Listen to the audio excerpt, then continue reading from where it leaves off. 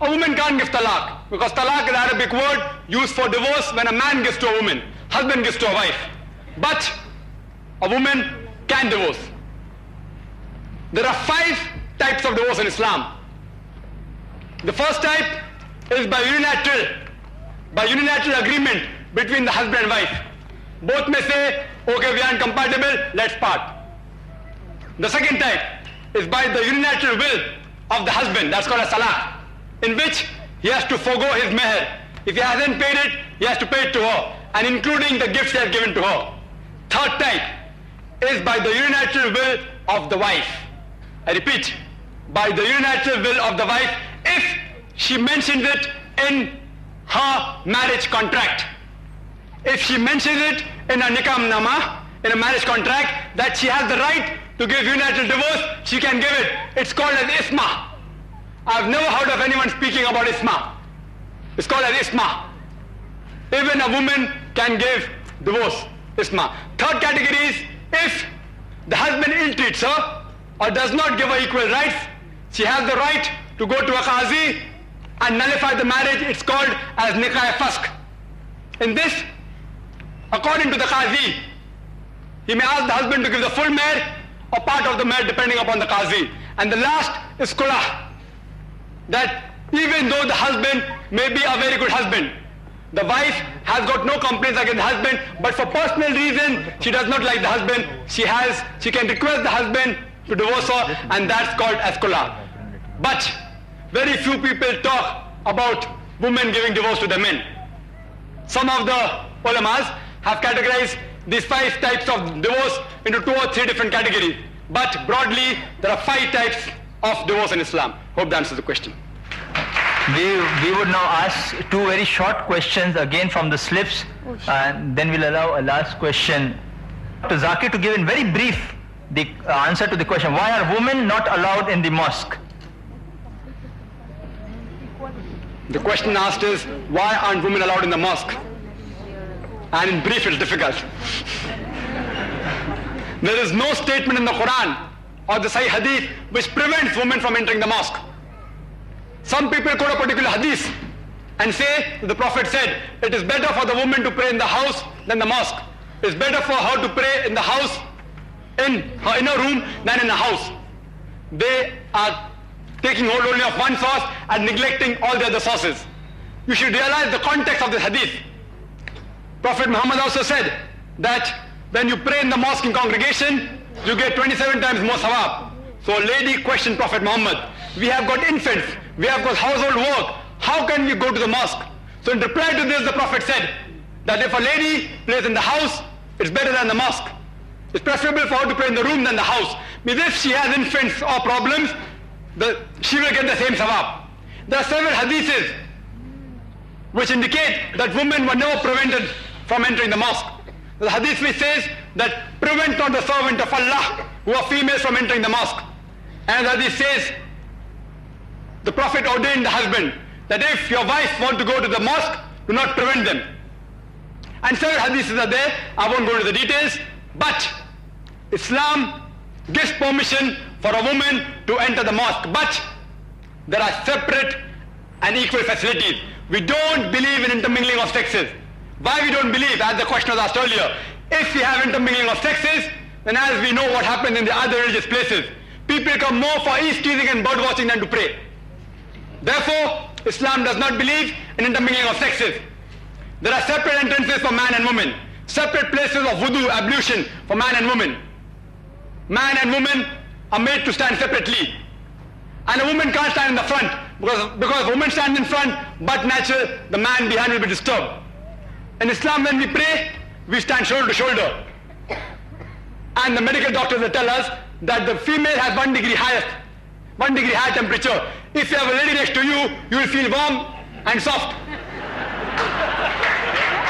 Instead of concentrating on Allah subhanahu wa ta'ala, you'll concentrate on the lady. That's why in Islam, the woman has to stand behind. You go to Saudi Arabia, women are allowed in the mosque.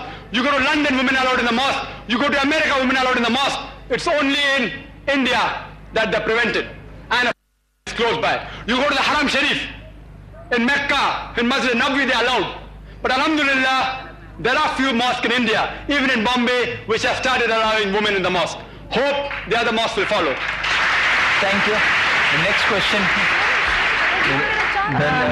The next Excuse question. me, I would like to ask this question, please. This question comes from a student of College of Social Work. This meeting is on women's rights in Islam.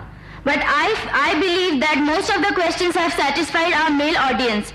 As far as practicality is involved, that is an infinite series of argument will go on if you are going to look at that. If you could put your question, we'll try to satisfy that. This question, You just okay. put your question because we have a very short time. You put Okay, your this question, we'll try question to goes satisfy to it. Islamic Research Foundation.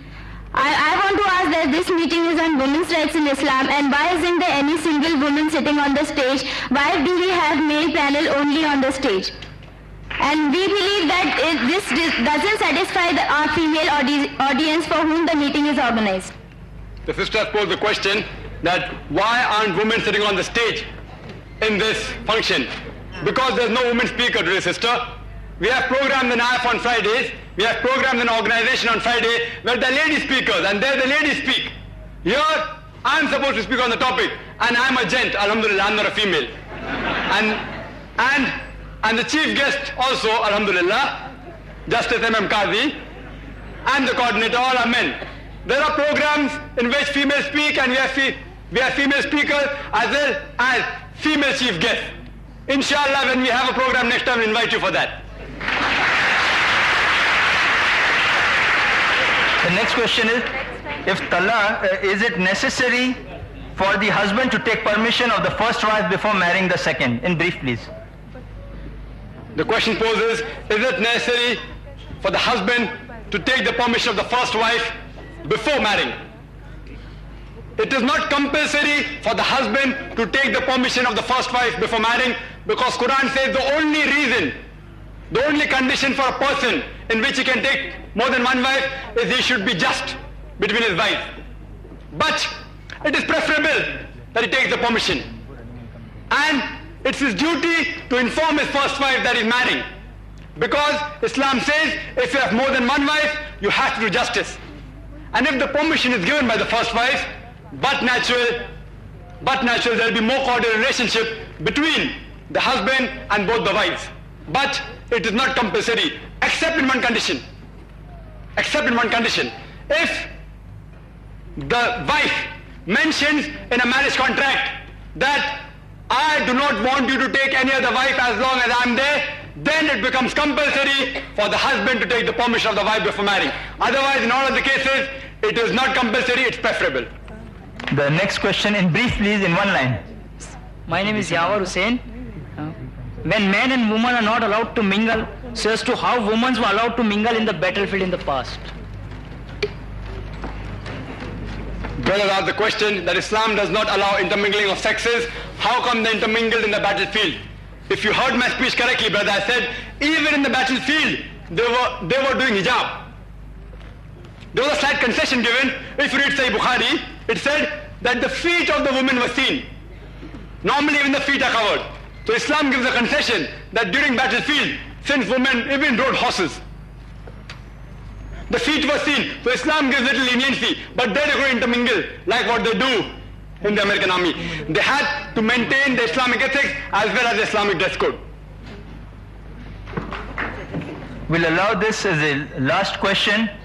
Video culture, films, songs, novels, magazine, co-education have filled the present situation with sexual anarchy. Is it recommendable in these circumstances to allow our children, especially daughters, to get married by their own free will? This is Muhammad Aslam Ghazi. The brother asked the question that since in the world of science and technology, and we have so many films on sex, etc., is it advisable to allow the daughter to have her own free choice in marriage? I told you that the parent can surely give guidance, can guide their daughters in marriage. They can't force them. And how do you know that the parent is always right?